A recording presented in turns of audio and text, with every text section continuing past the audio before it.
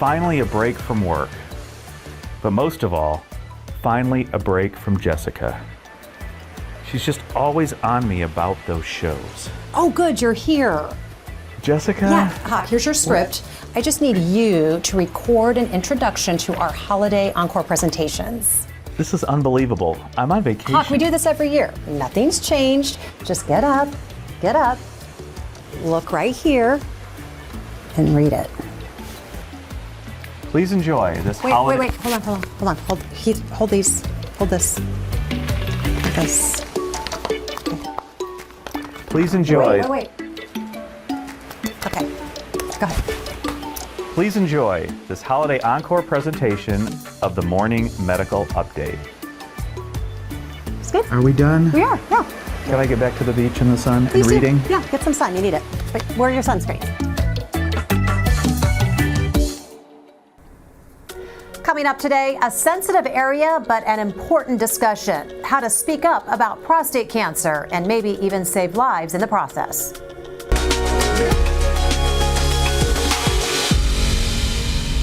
Good morning, I'm Jessica Lovell, and welcome to the Morning Medical Update. Today and throughout the month of September, we want to help break the stigma surrounding prostate cancer and prostate health. Prostate cancer is one of the most common cancers. 1 in 8 American men will get it, according to the American Cancer Society.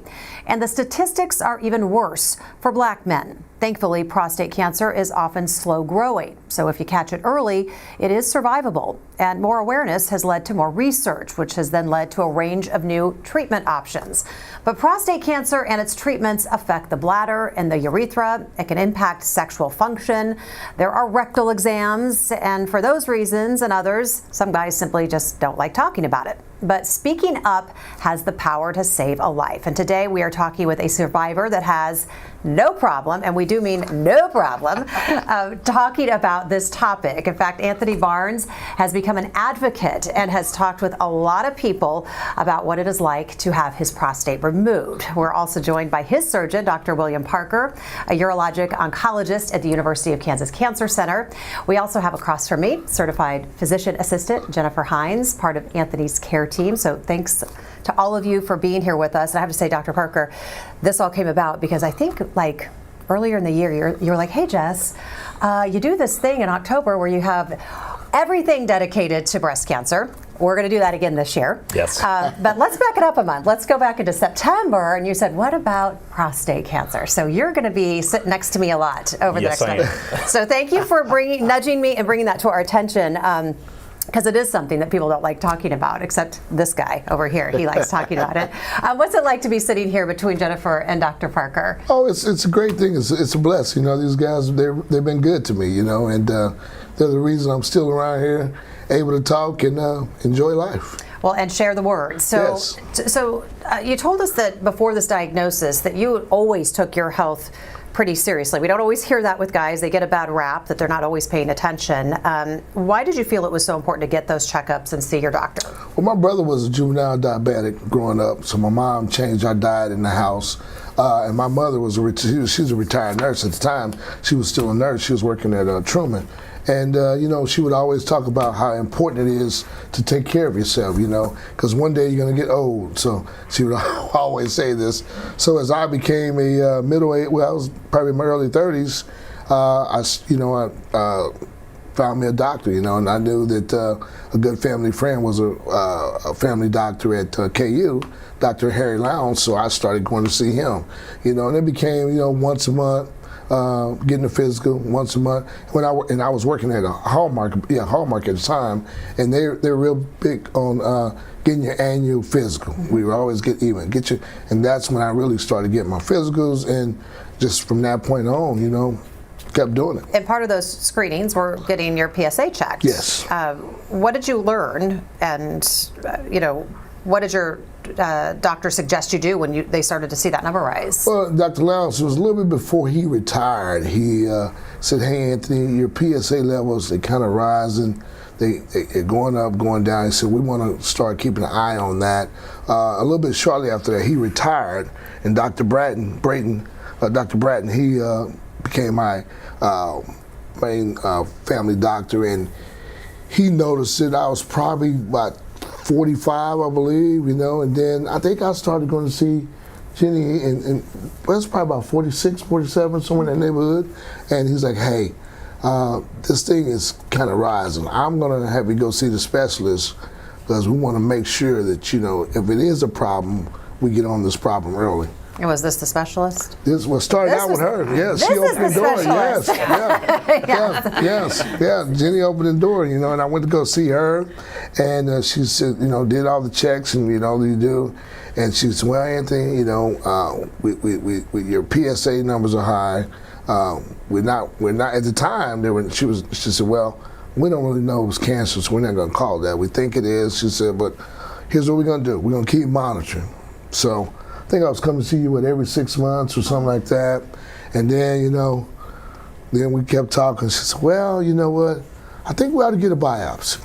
I'm like, okay. So, but you know what? One thing I say about Jenny is that it's like she kept it real simple, right? To where I could understand.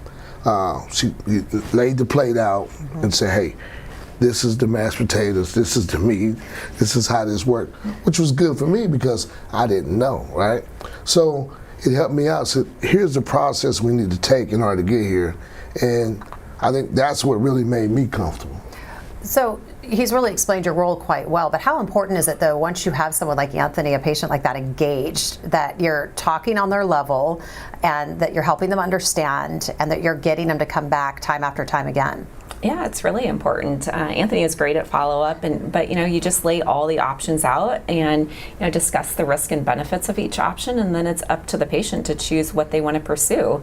And thankfully, he did elect to pursue a prostate biopsy early on, and the cancer was caught early and get it addressed. And what do you do, anything special to help people feel comfortable talking about, I mean, you're inundated. These are the things you guys talk about all the time, but it's not always comfortable for people to hear about it and talk about it. Yeah, just address the awkwardness, as you can say, face the elephant in the room.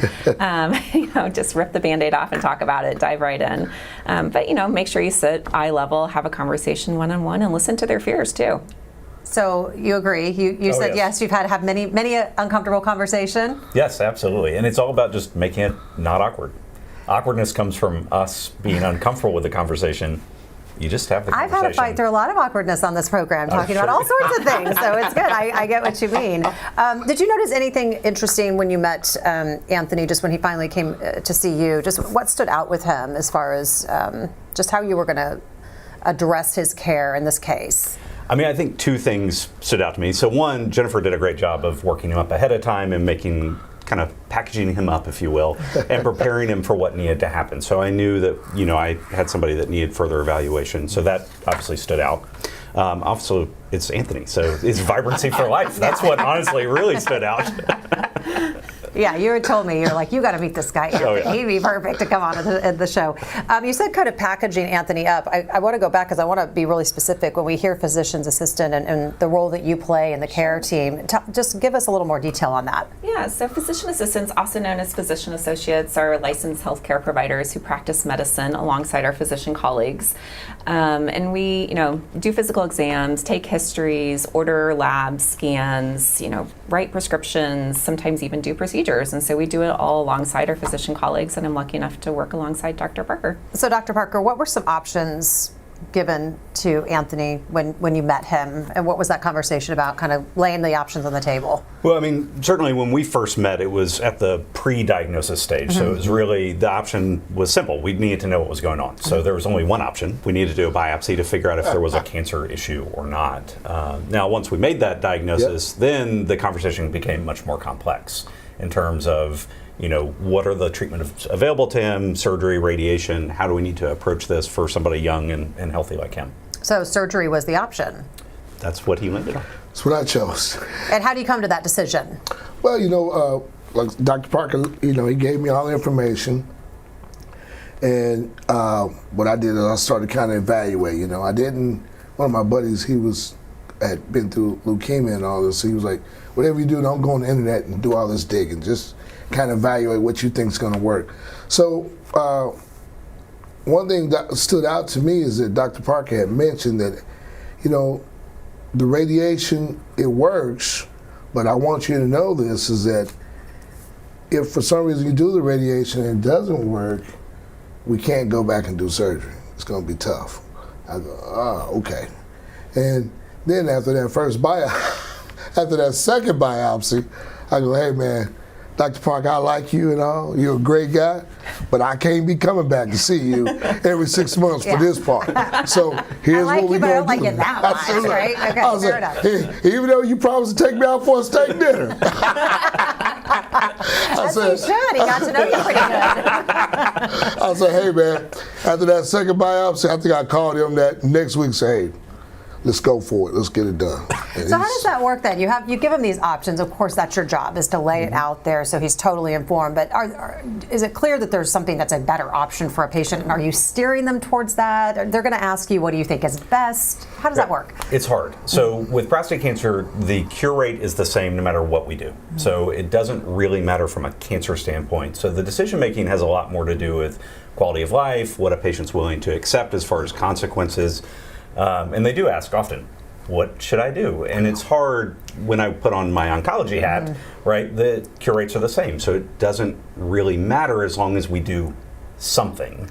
So it's tough, and it's individualized to the person. Yeah. Everybody's decision-making process is different. So surgery, which you chose, comes with side effects. Another awkward conversation, because I'm sure you would say, well, what are the side effects of having this surgery? And I guess it's effect on the bladder. Yeah. Let's talk about that, because you were very specific on some on that process and how you got to go into the bathroom again. Yeah, it was. So after the surgery, you have a catheter in, and the catheter makes your bowels lazy because you're just sitting there, you're using the bathroom, you don't know you're using the bathroom. So when you go back in, you get the catheter out, but then you got to figure out, okay, well now I go to the bathroom, well I got to gain control back, because after a while you just going all over the place, like so you say, okay, well, and as a men, we don't like to sit down and use the bathroom. We want to stand up because that's part of our machoism. So it's like, hey, look, I'm gonna have to rethink this till I get control. So it took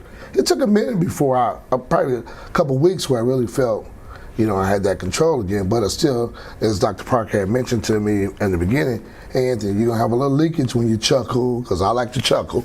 So so you gotta, they told me, about the pads you buy, and I believe Jenny Quinn, which is, she had said, hey, you go get these certain pads, and they gave me some after surgery. So I started using those. Well, you use the Depends first. Never thought I'd be wearing Depends, but I wore those for a minute, and then I went to the little pads. But it takes a minute, Then another thing with men too, unfortunately, we some guys, our penis is how we get going, right? It's like, this makes us macho. So it's like, okay, well, now my penis he ain't marching like he used to march. So it's like, okay, how do I work through this? But it's all, what I learned is that it's a process, it's a stage, and having guys like Dr. Parker and Jenny around, you reach out, you shoot him a text or something, or email, he'll get back to you. And he told me in the beginning, it's just gonna take a little time, And my mother, she would say, hey, you'll be all right, because first I was like, well, you know what, but being a man of God, I knew that, hey, I was still living and breathing, so everything else I could work with. So I love that. And I was like, hey, I'll be all right. I can work with this. And, I felt good, Well, I'm glad you put your willingness to be healthy over your machoism. Yeah. And it paid off, for sure. Definitely paid off. Well, now you know what it's like being a woman, the sneezing and the laughing and the pain. Yes. So good. Yes. I'm glad you feel all of our pain, right, Jennifer? The Kegel, was it Kegel exercise? Yes. I was like, what is this? It's a real thing. Apparently it's a thing. So on that note, sexual function. Yeah. How'd that go for you? Oh man, I'm back in the game. Back in the game. I was out of the game for a minute, but I'm back in the game. And one thing we talked about is that, Dr. Parker pointed out, he goes, hey, medicine has come a long way from way back when. Because I didn't really know anybody that, well, my dad's brother had some prostate issues, but he never did talk about it. People, they have it and they never talk about it, never tell you about it. So I didn't know, And one thing Dr. Parker pointed out, he goes, hey, medicine has come a long way and we use a robot. And I was like, a robot? He goes, yeah, we use a robot. He goes, what are we going to do? We're going to do an incision here, an incision here, incision here. We're going to go in there, boop, boop, boop, boop, boop, and we'll be out. I was like, they pay him to do that. And then he's done. And sure enough, when I look in the mirror, I saw boop, boop, boop. That's so great. But yeah. So Dr. Parker, then take us kind of inside the body. It makes sense that you'd have some issues down there, but what's causing that? And is there any way are they all inevitable? Can you limit them when you go into surgery like that? So what's causing them is the prostate unfortunately sits at a complex anatomic location. So the urinary tract runs through the middle of it. So removing the prostate requires us to take apart the urinary tract and then put it back together again. So there's going to be a urinary consequence. The nerves that control erections are unfortunately attached to the prostate. And so to take out the prostate, we have to take those nerves and peel them off of the prostate in order to preserve future sexual function if it's appropriate. So that's what causes those issues. Now, the way we try to reduce the impact of those issues is how we do the surgery. So there are things that we can do to improve recovery of urinary control. There are things we can do to maybe safeguard erectile function in the future. But it's all based on the cancer and how, we need to meet the cancer where the cancer is. It's not meeting the quality of life. It's a cancer operation. And then we do these other things when it's appropriate to try to preserve function. Jennifer, how important is it that these patients recover properly and they listen to doctors' orders?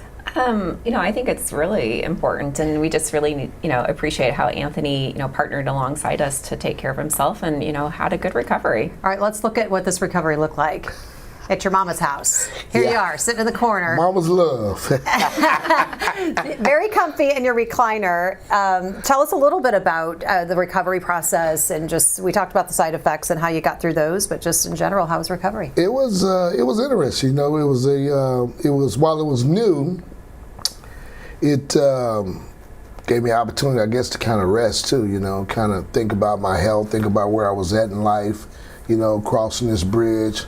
I will say that, and I tell anybody this, is that when you're at a crossroad like that in your life, if you don't have any spiritual or any family support, I can really see how people commit suicide.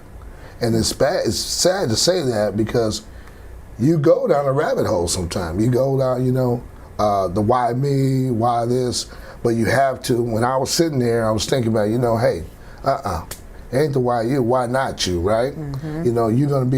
You're gonna tell more people about this story, so hopefully you can help somebody. So the healing process, it was just a natural, natural, I guess you just got to take time, And I think a lot of times, especially in today's world, we don't take time, We don't take time to sit back and reflect on things.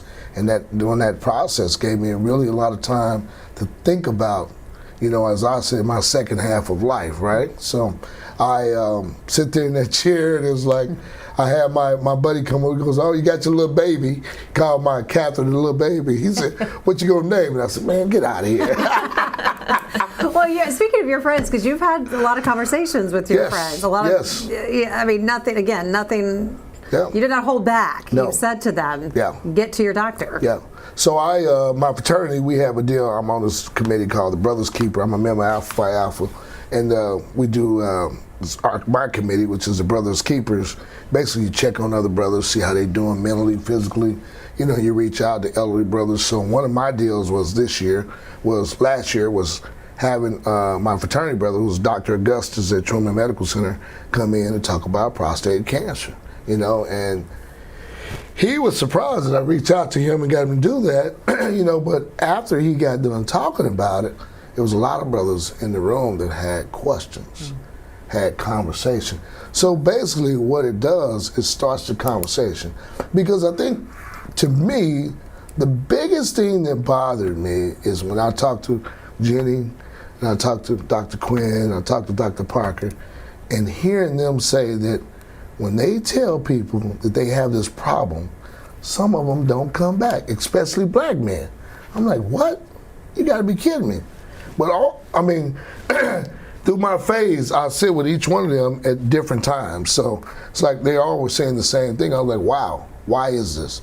And it's got to be, to me, I said, well, it's probably because they don't know. A lot of guys don't know, and they're afraid. Like I said, most men, we lead by our penis. We think that that's the machoism in us. But, if you don't take care of yourself, how you plan to be around that's been my deal since I went through this. Hey, I'm gonna tell anybody and everybody, I don't care who it is, about the prostate. And you'd be surprised. A lot of guys that ask me, hey, how are you feeling? The first thing they ask me, how are you feeling? I'm like, hey man, it's not like a mosquito bite. You got to go to the doctor. And I ask them, do you have a doctor? And a lot of guys say, oh, I don't have a doctor. You got to get a doctor. You got to go to the doctor. You got to go get yourself checked. Hold your thought. I want to remind the audience, if you have questions, which I'm sure you do, use us. Contact us on the information there on your screen, YouTube or Facebook. You can email the Medical News Network as well. So I want to jump back into we talked about the racial disparity. Black men are more likely to get prostate cancer, also more likely to die from prostate cancer. A very complex issue. We could spend an entire show on this, Dr. Parker, but what do you think in general is behind that disparity? It's tough. There are a lot of things that probably underscore why that disparity exists. One thing we know, prostate cancer is likely a genetic cancer. We don't understand all of the genetics behind prostate cancer. And so it is likely that black men are enriched in some genetic changes that increase the risk of prostate cancer. We also know, unfortunately, PSA, which is the blood test we use to screen for prostate cancer, a lot of the numbers we use were devised around white men. And so the norm values that we use are geared towards men who look like me.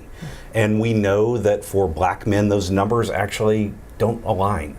In fact, at a given PSA, the risk of prostate cancer is about twice as high for a black man as is for a white man. So if I'm using the same threshold or benchmark that I would use for me, I'm going to put somebody like Anthony at risk for being underscreened, underdiagnosed, and undertreated. Which is a perfect segue into, this is why it's important to have minorities involved in research. Correct. And to enroll in trials. Exactly. How do we get them to do things like that? Have conversations, be open about it. And it's taking men like Anthony who speak out about their experience to help make men feel more comfortable with the medical journey. Jennifer, on that note, you're oftentimes the first point of contact for a patient like Anthony. How are those conversations, especially when you're talking to an African American male or anybody of a minority about their path forward? Yeah, I think it's just having an open conversation, laying out all the options and, encouraging them to follow up, talk with their family, talk about family history, and, just make sure that they're getting good health care because access can sometimes be an issue. Anthony, how do we, I know you're trying to fix that disparity by talking and being that voice. Any other suggestions or thoughts on how we kind of move the needle there? Well, I think like you said, getting more black men involved. Unfortunately, sometimes the economic piece can be an issue. But there are, I just think conversation opens the door. Starting to get guys, more attentive to their health. We all know that women tend to pay a little bit more attention to themselves than most men, and especially black men. One thing about, I'm not aching, I ain't going to the doctor. So. And even if they are aching, sometimes they don't go to the doctor, right? Don't go, So, Dr. Parker, when should someone get screened for prostate cancer? So the American Urological Association set some guidelines about this. So an average risk person, so that's somebody without a strong family history of prostate cancer, breast cancer, ovarian or pancreatic cancer, should start at 45 to 50. Somebody with a high risk, that would be a black man, somebody who has a family history of those cancers or who has a known genetic change, should start at 40. Question I had, because Anthony brought it up about how some people will come in, get the information, hear about the higher PSA, hear about the risk factors, and then you never see them again. What's up with that? I think there are a couple things behind that. So first off, men are notoriously a little bit worse about healthcare, I think. I say that as a guy, so I'm gonna knock my own self down. Right. It took me a long time to get a primary care physician, so I'm guilty. Yeah, just being a doctor does not count. Sorry. Nope. I think the other thing is, and this is the challenge with prostate cancer, and this goes to some of what Anthony was talking about the emotions surrounding this. This is a disease where I tell you you have a problem. You don't come in with a symptom, there's nothing you can feel, there's nothing that is associated with you, and I'm talking about something that the ramifications of treating, the consequences are big. We're talking about things that you take for granted. I can control my urine. I don't think about that. You take it for granted. Sexual function, you take it for granted when it's there. And so you have a disease that you don't have a symptom of, that I'm telling you you have a problem, and then consequences about things that you rely on every day. What was it like hearing that you had cancer? Who did you turn to for support? When they told me, I think Jenny, I think you were the first person to tell me, man, I went back, she says, well, yeah, it's cancer. I just, I leaned on my faith, growing up in a Southern Baptist household, and a mother who made you go to church if you didn't want to go to church. You learned that, I can do all things through Christ to strengthen me. So leaned on that, and just figured, hey, Lord, I'm at this crossroad, guide me through. And that's where I was at. I think I told Jenny when we were in the room, I said, hey, okay. She said, I'm gonna get you with Dr. Parker, we're gonna go from there. The biopsies were rough, but no. But you felt surrounded and loved. I did. And I will say this too. I don't know, every doctor's bedside manner, but the doctors I've dealt with here at the KU facility, when I first met Jenny, it just felt like I had been knowing her, right? She took time with me. She didn't talk to me about my issue, filling out the clipboard, typing on the computer. She sat down in the chair and looked at me face to face. When I went to go see Dr. Parker, same thing. He wasn't fooling with the clipboard or talking to somebody else. It was him and I in the room. He looked me in the face and we had a conversation. Another thing, you take it for granted. You don't realize how much that matters until someone's staring until somebody's staring you in the face, and it was just like, okay, and that was the first time I met them, and now I feel like I'm tied to them the rest of my life, so. Right, well, I called her Jennifer, you call her Jenny, so that's how close you two are. So Jenny, what question do you wish more patients would ask? Anything that comes to mind? I think just, again, hitting family history is important. Just, if you have a first-degree relative who has prostate cancer, your risk goes up. But if you have 2 first-degree relatives who have prostate cancer, that risk goes up significantly. And so, just the importance of genetic testing, and that can be really important if you have a cancer diagnosis. Anything people should be asking? The questions they're afraid of. I mean, I think honestly that's the piece, is there's always something somebody's afraid to ask, and I just wish they'd ask it. There's no question that's taboo. Yeah, I mean, we talk about the most personal things in my clinic. It doesn't really matter. Just ask it. I think people should try to make you uncomfortable. That should be the goal, is to come and ask really weird questions that make you blush. I like that. Okay. I've got a good poker face. It does, I bet. All right, let's get to just a couple questions from viewers. I do have a comment. Faramond, I don't know if that's a friend of yours, but says, thank you for sharing your story, friend. So either it is a friend or someone who would like to be your friend because of all that you're sharing. So thank you for that. Jeremy has a question that you've kind of already answered. Is there anything that leads to that 1 in 8 number, or is it just genetics or random chance? Because it's so common, and why is it more common in black men? You touched on it, but just go over that again. I mean, it's both. So there are genetics. So we do know that there are some men who are predisposed for prostate cancer, particularly if you have that family history of prostate cancer. Really, any cancer, you should think of yourself as being somewhat higher risk. There's also random chance. So we know that there are sporadic cancers, ones that we don't know that there's a cause of, and then there are the ones that we actually know there is some underlying change. Sean would like to know, is a PSA test sufficient to verify prostate cancer? And that's a question. People assume it prostate with the rectal exam. So tell people, just let's get that thing out of the way. Let's just go there. So what's the difference in... Yeah, so PSA, or prostate-specific antigen, is a blood test that we use to screen for prostate cancer. It is not sufficient to make the diagnosis. So it's the trigger to say, I think you are at risk. A biopsy is required to actually establish that diagnosis. As far as the digital rectal exam, Everybody should have a digital rectal exam at the start of their screening. That's how we understand if there's a nodular growth. Unfortunately, some prostate cancers don't express a lot of PSA. Those are the ones that actually are a little bit more concerning because they're the ones where the blood test is going to fail. And the only way to know is to actually do that rectal exam and feel. Now, if you have a normal rectal exam, the value, we know this from some evidence of repeated exams, decreases. So as long as you get one, just get the one. Get it out of the way. That's right. If you start asking for too many, that could be a problem. Okay, so Farahwan also just had a comment. I'm a testicular cancer survivor, and Dr. Parker's comments around benchmarks and comparing diagnosis between white and black men are spot on. He says representation is so important. So something we really talked about. Another question Stu had, and I do too, because diet's always so important because that's the one thing we can control. Any diet things to incorporate or leave out, or is it the same old story there? I mean, I think there are a couple things to know. So first off, there's some weak data around three things: green tea, cruciferous vegetables, which are like broccoli, cauliflower, sprouts, and pomegranate juice, as being somewhat protective against prostate cancer. Now, don't go all in on those things. It's very, trust very me, weak I don't data. think we will. Yeah. All in on the broccoli. Now, the most important thing, though, is as a man in the United States, the most likely thing you are to die of is not prostate cancer, it's heart disease. So what I tell everybody who's asking for dietary recommendations, heart healthy. Heart healthy is prostate healthy. So that's the biggest advice. It all trickles down. Correct. All right. This has been a great conversation. You're totally coming back on.